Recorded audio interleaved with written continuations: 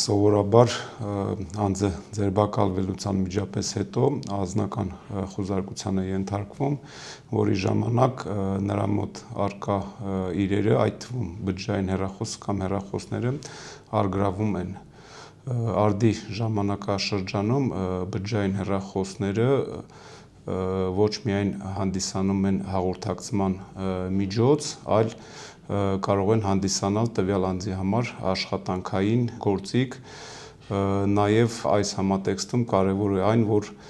անձը տվյալ հեռախոսի մեջ պահում է նաև իր անձնական տվյալները, այդ թվում բանկային համակարգից օգտվելու հետ կապված եւ բջջային հեռախոսի երկարատև առգրավումը կամ վարույթ իրականացնող մարմնի մոտ պահելը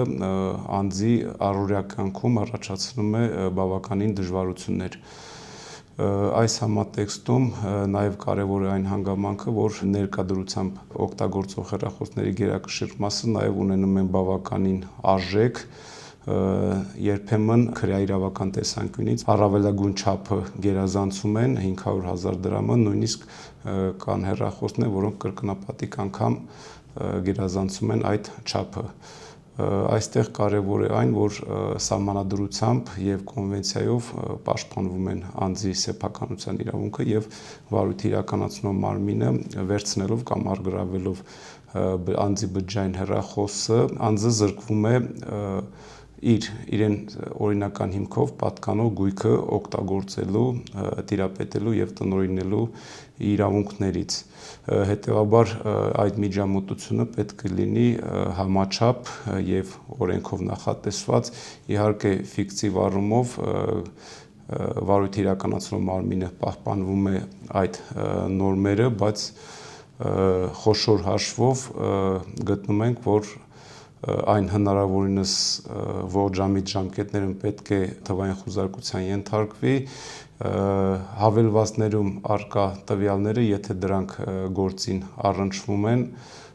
պատճենահանվեն կրիչների վրա, իսկ դրանից հետո հեռախոսը վերադարձվի օրինական տիրապետողին։ Այս դեպքում արդեն միջամտության համաչափության տեսանկյունից կարող է պահպանվել ավելի ճիշտ համաչափությունը։ Նաև երբեմն վարույթ իրականացնող մարմնի կողմից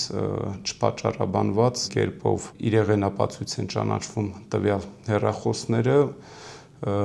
այն հիմնավորմամբ, որ դրանց մեջ հավելվածներից մեկում գործի քննության համար գրագրություններ են ի հայտ եկել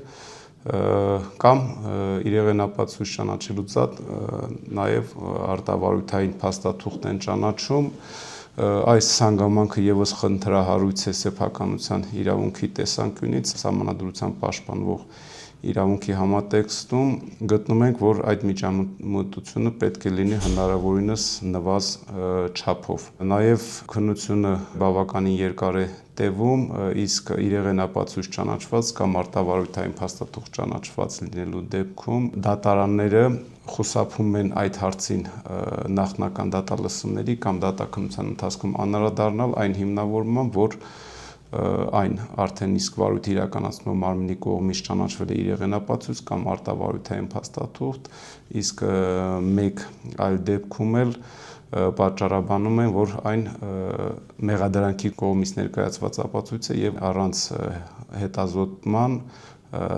եւ վերջնական դատական ակտի կայացմամբ հնարավոր չէ լուծել դրանց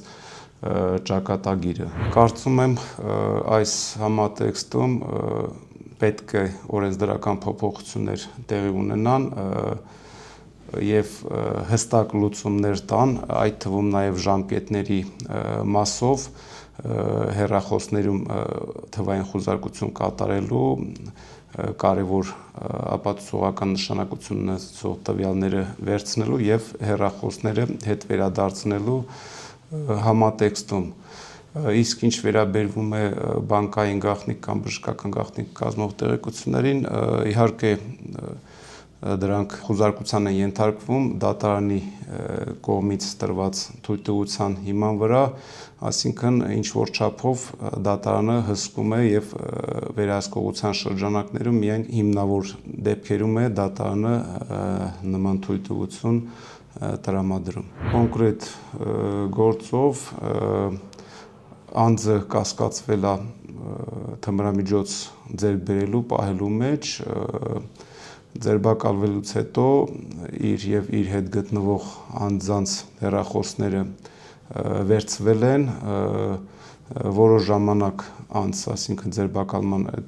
անհրաժեշտությունը վերանալու կապակցությամբ ազատ են արձակվել, սակայն հեռախոսները մնացել են վարույթ իրականացնող մարմնի